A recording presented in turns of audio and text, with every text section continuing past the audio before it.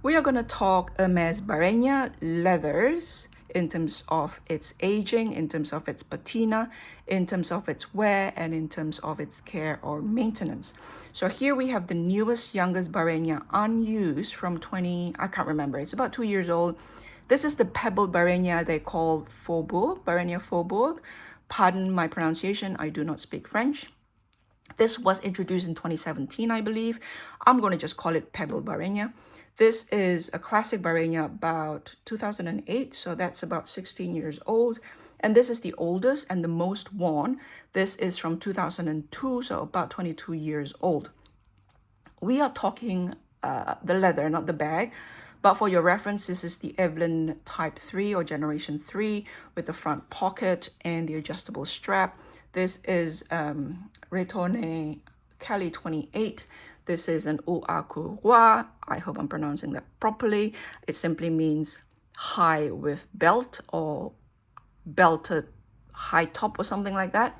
Originally designed to carry a saddle and riding boots. So you imagine the original HAC would have been huge, huge. This is the ancestor to the Birkin bag. And over here, later on, I'll show you that's a black Barenia that they don't make anymore, just to illustrate a point.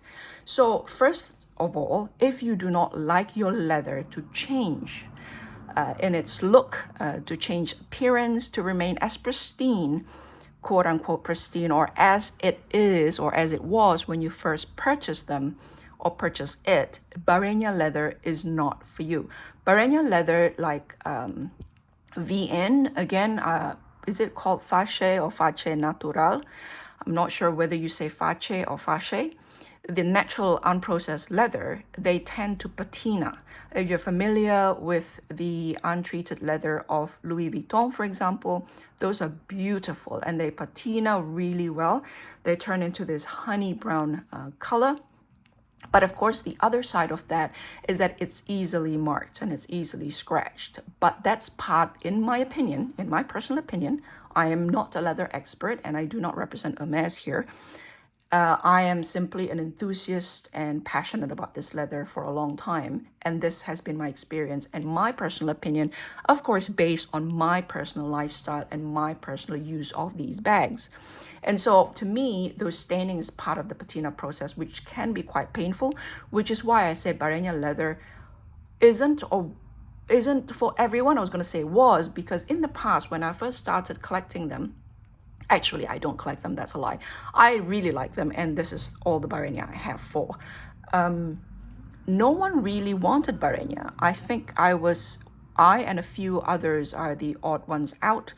We seek Face Natural and Barenia, but most people shy away from them because they are easily scratched and easily stained. Those were the most quoted reasons, and they also change in color, and people really dislike that they change so much so fast, and so they put protection and they cover it up, and which in my opinion actually hampered the patina process as soon as you cover it up with all sorts of products. Having said that, this one here that is 22 years old, that's been carried for a long time, this is the oldest and most carried one. You could see the leather. This one is old, but only carried about 1 to 2 weeks. And it makes a difference because the patina process doesn't quite complete unless you carry and use it.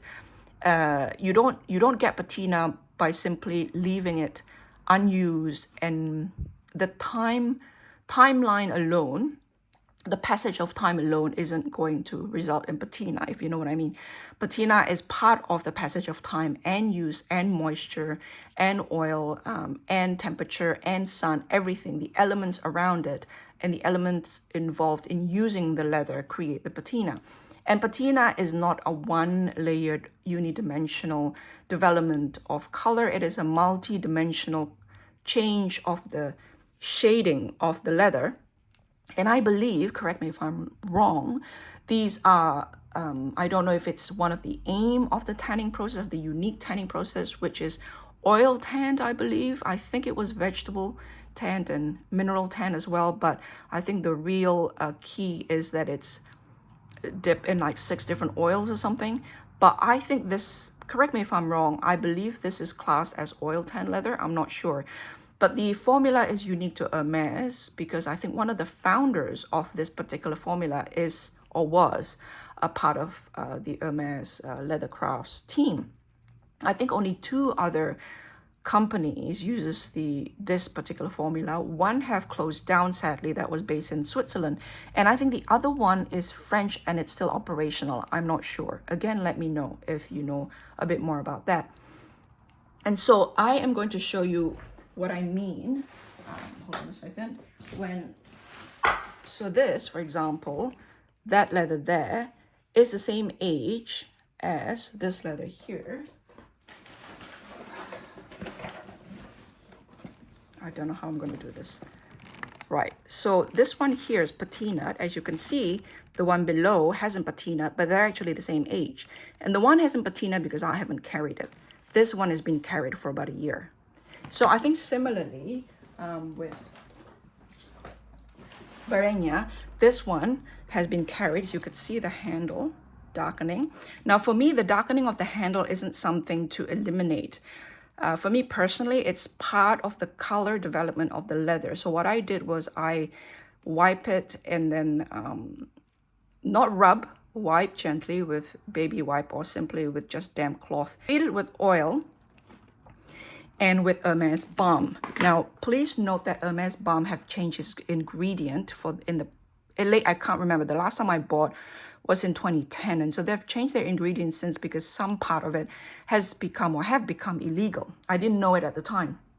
So there were discussion about whether the current formula is actually good for the Barenia leather. I don't know. But there is at least 9 layers of Hermes balm on this, where I put 1 layer and let it rest for about a day and put another layer and then let it rest, put another layer and so on and so forth. I spent a very difficult period of my time between Christmas and New Year, basically locking myself at home alone in New Zealand, and I spent the whole week simply lathering and letting this rest, this particular bag over here, because by then it was really beaten up and you could see all the scratches and all the staining. And once it's drenched in the oil, once you feed it and once you polish it, I use my hand, I don't use anything else, and you let it rest and then you buff it. Don't rub, buff. You could see a bit of the scratches there, but it becomes this amazingly dark sort of, I don't know how to describe it. It's just delicious, isn't it? It looks almost like wood. So it's multidimensional in that it's not just brown, but you could see dark spots, which even in the corner, look at that. So even the corner was rubbed in, it's kind of scuffed. And all I am not a believer of repainting, not for leathers like this. I basically feed it with oil and balm and then just, and make it part of the process, if you know what I mean. I am not a leather expert. I don't know if I've already said that. I'm going to repeat myself, and I do not represent Hermes. I only do this because of the way I understand my leather, especially the Barenia, and the way I use my bags. And it's worked. So the metal, as you can see, hasn't survived the passage of time as well. But I think the leather, again, you can see this smiley mark here. So it's very, very used. Okay, it's all... But the blackness or the darkness or this markings are to be embraced, in my opinion. They're part of, it's almost like a marbling of the leather. If you think of marble, there's all these, shadows and shades of it, different, lighter here and darker there. And if you remember 2008-ish, Prada used to have this deer skin antique bag. So this is an antique deer skin that is cosmetically added dark shadows in the corner there to create an aged look, antique look. And you can see the darker side there. But once it's rubbed, the darkening actually rubbed off with use, as you can see here. And then it exposes that facade of age, because it's not aging at all. This is not patina at all. This is cosmetically applied. The darkening is airbrushed or paintbrush or however they do it. It's actually a layer of darker color instead of instead of an actual darkening like this handle here. So for me, this is part of the beauty of Barenia. But if you like it pristine, then I think you'll be fighting an uphill battle with Barenia. So to illustrate further the point that patina patina can only develop with use. This one, as you can see, the difference between that. This is 16 years old, but only worn a week or two. I can't remember. It's been a while. And it never really fully developed its patina, but you can see the handle. That handle developed within a week. It's really fast. The other thing is also the reddening. They developed this reddish hue compared to this one here.